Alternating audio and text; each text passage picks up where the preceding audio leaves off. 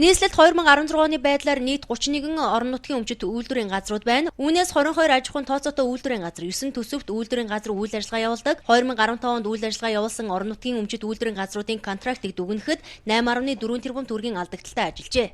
Алдагталтай гарсан аж ахуйн нэгжүүд бол хэвчлэн нийгмийн чиглэлийн үйл ажиллагаа явуулж байгаа болохоор ийм алдагталтай байгаа юм. Гэхдээ бид нар бол алдагдлаа бол жил дараалан багасгаж яваа. За хэрвээ энэ ашигтай бизнес байвал бид нар бол Улаанбаатар хот бол хувийн хвшлийнхэнтэй бол өрсөлдөх тийм бодлого байгаа. Ашигтай бизнесүүдийг бол хувь шилжүүлэх. За нийгэм зайлшгүй шаардлагатай үйлчлэгээг үзүүлэх энэ бизнес үйл ажиллагаануудаа бол хот дээр ингээд аваад явж байгаа маа. Нийтдээ 30 гаруй төрлийн оролцоод давмгаалсан орон нутгийн өмчит үйлдвэрийн газрууд байна. Энэ эдийн засгийг дордуулж байгаа томоохон хэлбэр гэдгийг эдийн засагчид хэлдэг юм а. Эдгээр байгууллагуудыг хувийн хвшилд хариуцуулах хэрэгтэй хэмээн мөн хэлдэг. Нэгэнт алдагталтай ажиллаж байгаа бол хувийн хвшилд зайгаа тавьж өгөх хэрэгтэй гэх нэгэнч бий. Гэсэн ч төрийн мэдлийн компаниуд бор зүрхээр ажиллаж амжилттай ахиулахын төлөө зүтгэж байгаагаа илэрхийлж байлаа.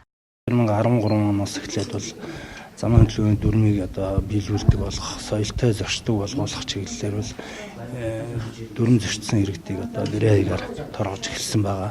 Тэгэхээр энэ чиглэлийн үйл ажиллагаанууд явсны үр дүнд бол өнөөдөр та бүхэн харж байгаа замын хөдөлгөөний дүрмийг биелүүлдэг, соёлтой зөрчдөг байдал бол жил ирэх тутам нэмэгдэж сайжирч байгаа гэдгийг бүх хүн бол харж байгаа. Санхүүгийн хүчин чадал, хүмүүсийн худалдаа авах чадвар буурсантай холбоотойгоор бараа бүтээгдэхүүн хаана борлуулах вэ гэдэг нь асуудал болоод шүү дээ. Энэ орон зайд бид нар ажиллаж байна. Улаанбаатар зөвлөрлөв худалдааны төв байгуулах юм зорилго тавиад ажиллаж байгаа.